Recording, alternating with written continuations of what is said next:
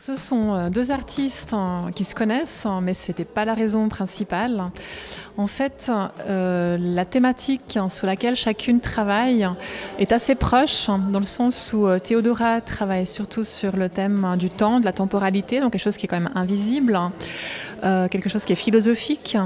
Et Tamii Ishino travaille sur la thématique de ce qu'on voit, ou ce qu'on ne voit pas plutôt, mais qui existe, même si on ne le voit pas. Donc quelque chose aussi de philosophique et de poétique.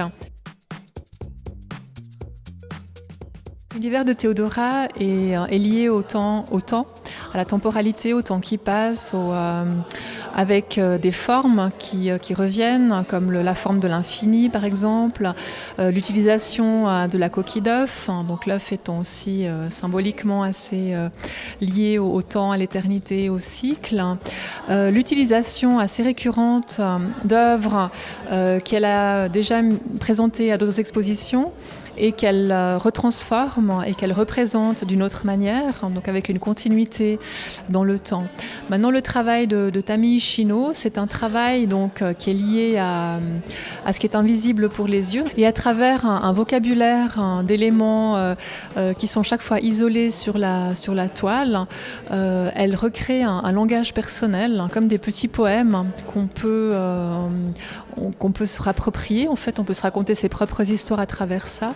Et puis surtout, elle nous révèle aussi la beauté de choses qui sont banales, somme toute, mais qui sont des éléments qui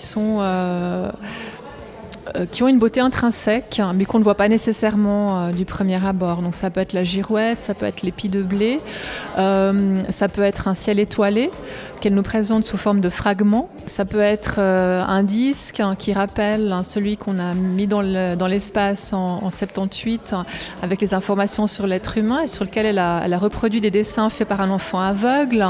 Ça peut être un arc-en-ciel dont on voit que l'infrarouge et l'ultraviolet, ou ça peut être, comme le tableau qui est juste derrière moi, ce filament qui détermine dans la religion shintoïste la limite entre ce qui est l'ici et ce qui est l'au-delà ou ce qui est le spirituel.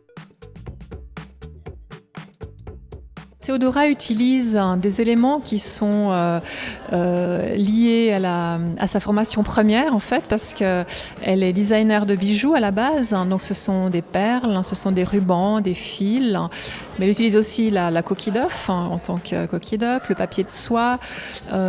Donc à partir de ça, elle crée des sculptures, tandis que Tamii Ishino utilise de l'acrylique sur bois ou sur toile. Ça dépend des œuvres.